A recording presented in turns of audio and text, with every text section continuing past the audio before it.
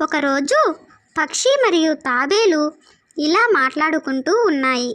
తాబేలు పక్షిని ఇలా అడిగింది, నువ్వు ఎక్కడ ఉంటావు అని. ఇక పక్షి ఆ పక్కనే ఉన్న కొమ్మ అంచున తన గూడును చూపించింది. కర్ర పుల్లలతో చేసి ఉంది అదా అంది తాబేలు. అవును, అదే, నేనే కష్టపడి కట్టుకున్నాను అంది పక్షి సంతోషంగా. దానికన్నా నా డొప్పే చూడడానికి బాగుందే అంది తాబేలు. పక్షి ఏమీ మాట్లాడలేదు. ఎండ వచ్చినా వాన వచ్చినా అన్నీ గూటికి తాకుతాయనుకుంటాను.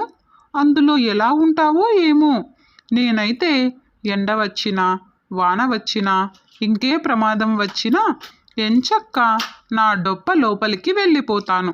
అప్పుడు నాకు ఏ ఇబ్బంది ఉండదు అంది గొప్పలు పోతూ తాబేలు. దానికి పక్షి, ఇది నేను సొంతంగా నిర్మించుకున్న గూడు, అందుకే అది ఎలా ఉన్నా నాకు ఇష్టమే. నీ డొప్ప లోపల నువ్వు ఒక్కదానివే ఉండగలవు, కానీ నా ఇంట్లో నేను, నా భార్య, పిల్లలు అందరం కలిసి ఉండగలం. అందుకే నాకు మా ఇల్లే ఇష్టం అంటూ అక్కడి నుంచి ఎగిరి వెళ్ళిపోయింది.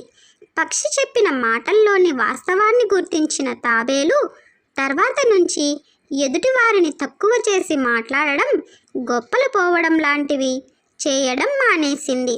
ఓకే ఫ్రెండ్స్, కథ నచ్చినట్టయితే ప్లీజ్ లైక్ చేయండి, సబ్స్క్రైబ్ చేసుకోవడం మర్చిపోకండి. Thanks for watching. బాయ్.